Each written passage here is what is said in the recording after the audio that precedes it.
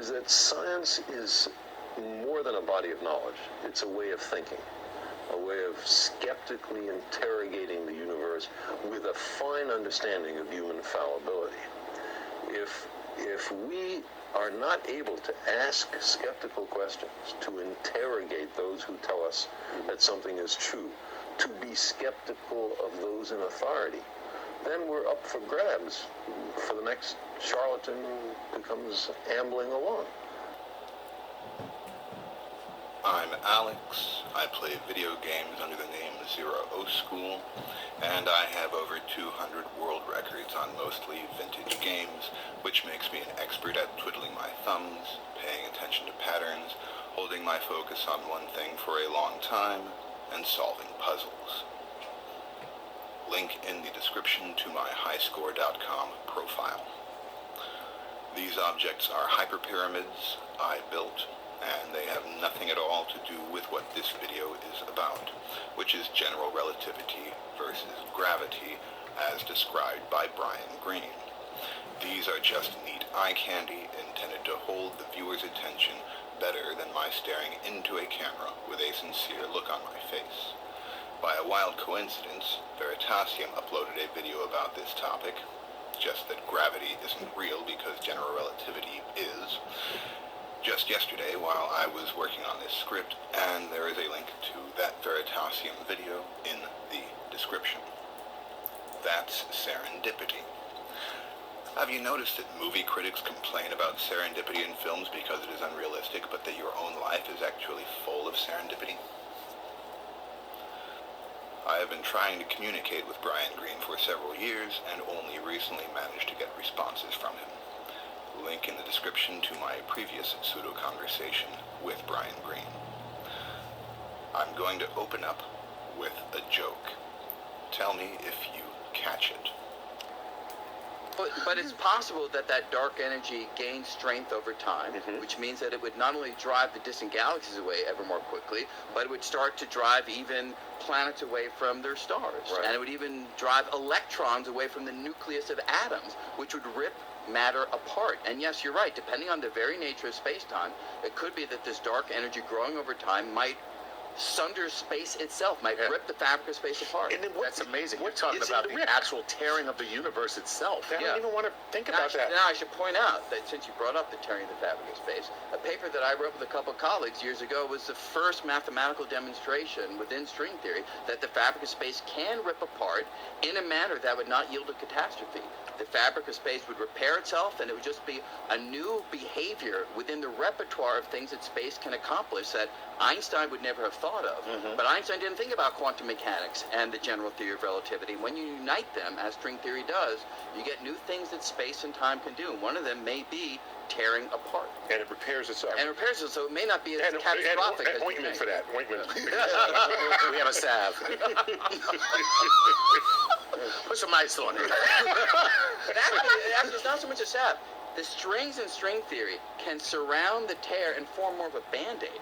So it's more that the strings form a band-aid that protects us from the rip in the fabric of space. But see, and there's math behind this. It's not like I was going to say, because that you look very skeptical at that. I did too, because that sounds eerily like math. Don't hide behind this math. I'm not hiding. I'm just trying to let you know. I'm just saying, math can talk about some crazy stuff that had nothing to do with reality, and you know it. Don't tell me there's math behind it. So therefore, but this emerges right from the most natural interpretation of the equations of string theory. So I'm not standing on my head to make this happen. Okay. No, that's an important point. Yeah, it is, because there's a lot of stuff that we think about where you have to go out in left field to try to get the explanation. But if this flows out of your stuff naturally, it's a beautiful thing. Yeah.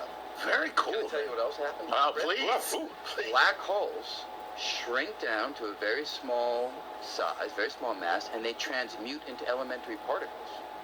So black holes that you normally think as being kind of this big thing out in the cosmos, different from the fundamental constituents of matter, when space rips, the process that repairs it involves black holes turning into particles.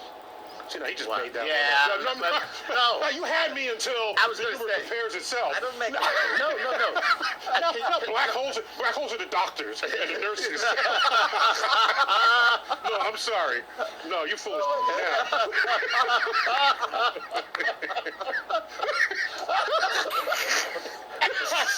Oh man. Oh.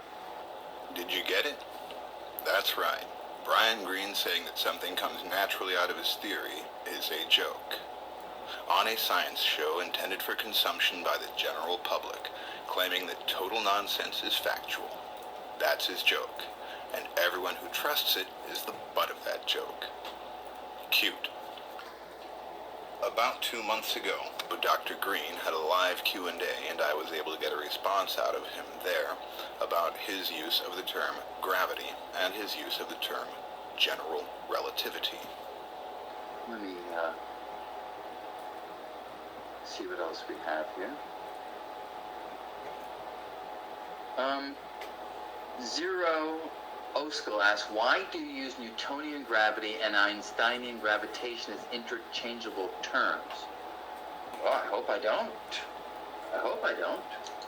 When I'm talking about Newtonian gravity, I'm talking about the kind of gravity described by F equals G m1 m2 over r squared.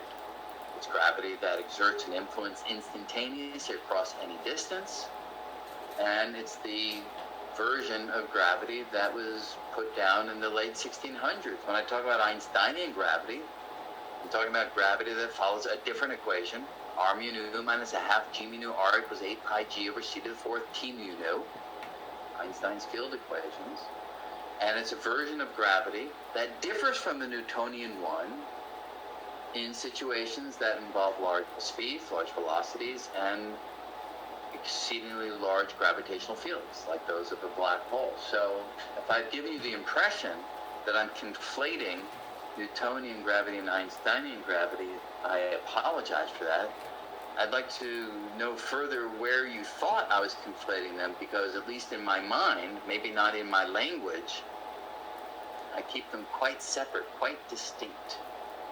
There are links in the video description below to all of the audio I am presenting. You heard him. He requested follow-up and insisted he would like to know where I believe he has conflated Newtonian gravity with Einstein's general relativity. During his last 2 Q&A sessions, I tried very hard to follow up with this comment. Follow-up, that's in all caps. In GR, there is only one G field, and it is all space-time. Bodies within that field affect it and are affected by it. Warpage caused by a body is its G-well. Space-time is the G field. Except that all G is referred to gravity except GR, which stands for general relativity. And yes, I was continually reposting this comment throughout his Q&A, but I was ignored or missed, so I'll just publish with what I do have. The rest of this audio, in which I will repeat myself, is directed squarely at Brian Greene, who I know watched my previous Pseudo-Conversation because he pronounced my name incorrectly the first time, but he pronounced it correctly this time, so maybe he'll watch this one too. Okay, darker brain grown, Dr. Brian Greene. You requested a follow-up, but reject and refuse to respond to my follow-up. I responded, starting with follow-up, in all caps, dozens of times after you requested it, but I guess you missed it, so I'll just put it here and pray you are self-centered enough to web search yourself often enough to find this video in a timely manner. I have no trouble in responding to you. You asked for a reply, but you seem to have trouble responding back. You ask where I think you are conflating gravity with general relativity. An example of this is when you referred to exceedingly large gravitational fields in general relativity. You make absolutely no sense. That a body produces a gravitational field is a Newtonian concept. In general relativity, there is only one gravitational field, and it is all space-time, and all bodies within that field affect it and are affected by it. The warpage caused by a massive body is not its gravitational field, but its gravity well. Space-time is the gravitational field. When you refer to a plurality of gravitational fields in general relativity, I have no idea what you are talking about because it makes no sense. That's a Newtonian concept and has nothing at all to do with Einstein's general relativity. You most viewed video from this year with over 4 million views is your interview from the Joe Rogan Experience, in which, at 2 minutes and 2 seconds, right at the outset, you say this. And it's only because of the appearance of stars that the universe is an interesting place. Without stars, the particles of the universe would just disperse, the universe would get bigger and bigger, colder and colder, and that would be it. There wouldn't be any structure in the universe if it wasn't for the force of gravity. And that makes no sense. Stars are a result of electromagnetism joining particles in a nebula until those particles achieve a high mass, and then, like a pile of oily rags in a garage, they combust. It is mass, not stars, that makes the universe have stuff. Without mass, there would be no structure. I swear you are confusing stars with mass. Then you conclude that there wouldn't be any structure in the universe if it wasn't for the force of gravity. When you refer to gravity as a force, you are talking about Newtonian gravity, and this includes when you say that there must be gravitons to imbue that force. You are still talking about Newtonian gravity.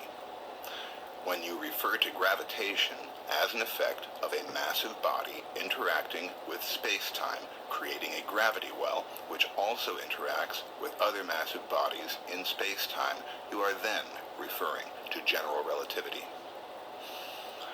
You teach this stuff, man, but you do not seem to understand it at all. Or you do not want others to understand it so that you will seem smarter and they will trust you as a guide through the confusing ideas that you invent specifically, it seems, to confuse others and to obfuscate reality. You enjoy saying that Einstein's happiest thought was of a man falling off a roof. This statement distracts from what you say next because now people are just imagining falling off a roof. Forget the roof. Forget the ground. Just picture a person falling. Forever. A person falling off a roof is not Einstein's happiest thought. That only opened the door to his happiest thought, which is the realization that there is no force acting on a body in free fall. There is no force of gravity. It is just that everything in space-time is falling through space-time relative to everything else in space-time. Einstein's gravitational field is all of space-time, and that is what bodies are falling in, affecting it to warp, which counter-affects the motion of those bodies. No object produces a gravitational field. There simply is one, and it is all of space-time. There is no such thing as gravitational pull. There is only the warpage of space-time by massive bodies creating what are called gravity wells. You really do teach this class, man. The warpage of space-time by massive bodies creates what are called gravity wells. If you, Dick Doc, happen to be very massive and warp space-time a whole lot, creating a very large gravity well relative to me, and I happen to be less massive and moving slowly, I would be more likely than not to fall into the gravity well produced by your mass, but I would not definitely fall into it. If there was a less massive body than you, equidistant to me, twice the distance from me to you relative to you, but still being more massive than me, I would still be more likely to fall toward your gravity well. But I would not definitely fall there. If my velocity relative to you is equal to or greater than escape velocity from your gravity well, and especially if I have a trajectory directed away from you, I would be likely to fall away from you. And I might fall toward the other massive body's smaller gravity well, despite its less extreme warpage of space-time. I do not know in what way you believe that you are keeping Einstein's general relativity separate from Newton's gravity, but you are not. And I do not know how you think you are making sense as you describe either or both, but you are not. when speaking to the general public, the people who really need to understand this stuff so that they don't start believing in flat earths or that the moon landing was a hoax or that space is fake, the millions and billions, you just toss terms from gravity and general relativity and even mix in sci-fi terminology which has no real meaning at all. My brain groans, Brian Greene. My brain groans. You are a charlatan, misdirecting the entire world, an enemy to the entire human species, and you must be stopped. Stop. Be the force that shuts yourself up because you have no human business explaining anything to anyone ever. You have stolen an entire generation of graduates from real fields of science because you are such a convincing bullshitter. Shut up. I opened with Carl Sagan explaining why we need to understand science to avoid being taken in by charlatans. And here is Lee Smolin explaining what scientists should be doing. What do we think is good for scientists to do? We have to be honest. We have to argue in good faith. We have to work from shared public evidence. Because it's so easy to fool ourselves, we develop crafts of experiment, checking our experiments, checking our calculations over and over again to detect error. And indeed, the training of a scientist is primarily a training in the detection and elimination of errors. It's not about ideas. Lots of people have ideas, and every once in a while there's a good idea. It's about showing that your ideas and other people's ideas are bad ideas by finding errors. Okay? And a scientist is somebody who has a degree that basically consists of having demonstrated that they have control over, mastery over a craft for detecting errors.